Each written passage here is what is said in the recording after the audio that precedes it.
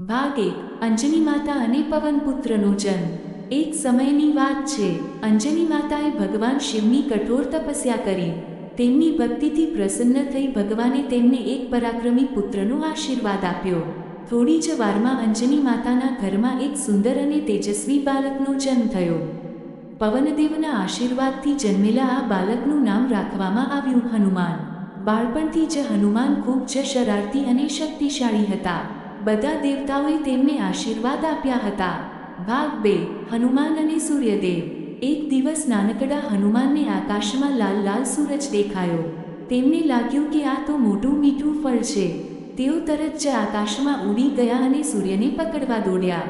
દેવતાઓ ચિંતિત થઈ ગયા। ઇન્દ્રદેવએ પોતાના વજ્રથી હનુમાન પર પ્રહાર કર્યો। હનુમાન જમીન પર પડ્યા। પવનદેવ રિસાઈ ગયા અને પવન બંધ કરી દીધો।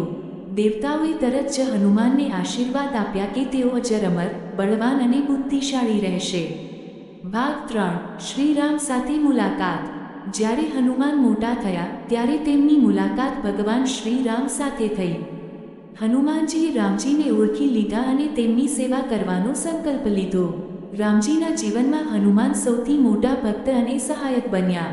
ભાગ 4 લંકા દહન। જ્યારે રાવણે માતા સીતાનું અપહરણ કર્યું ત્યારે હનુમાનજી તેમને શોધવા લંકા પહોંચ્યા। ત્યાં તેમણે પોતાની બુદ્ધિ અને બળથી રાવણની સેનાને હરાવી।